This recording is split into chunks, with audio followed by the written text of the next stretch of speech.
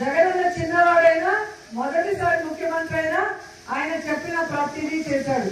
ఎలా చేశాడు? ఆయనే సంపద సృష్టించుకున్నారు, ఆయనే ప్రజలకు ఇచ్చిన మాటను నెరవేర్చుకోవాలన్న చిత్తశుద్ధితో చేశాడు. చంద్రబాబు నాయుడు దిగిపోయే రోజుకి ఖజానాలో ఎంతుంది? 100 కోట్లు కూడా లేదు. మరి చంద్రబాబు నాయుడు లాగా అమ్మో ఏపీని అమ్మేయాలి, అమ్మో భయం వేస్తుంది, నేను చేయలేను, ఇలాంటి మాటలు ఎప్పుడైనా మాట్లాడారా? జగన్మోహన్ రెడ్డి ఎప్పుడు మాట్లాడలేదు.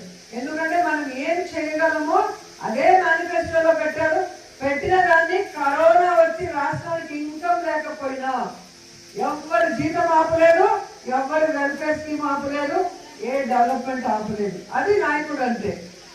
ప్రజల్ని మోసం చేయాలని కంకణం కట్టుకొని మేనిఫెస్టోలో అబద్ధాలు పెట్టి ఈ రోజు పిచ్చి మాటలు మాట్లాడుతూ తప్పించుకోవాలనుకున్న చంద్రబాబు నాయుడిని, పవన్ కళ్యాణ్ చీటింగ్ కేసు కింద లోపల పెట్టేంత వరకు వైఎస్ఆర్సీపీ వాళ్ళందరూ కూడా పోరాడాలి.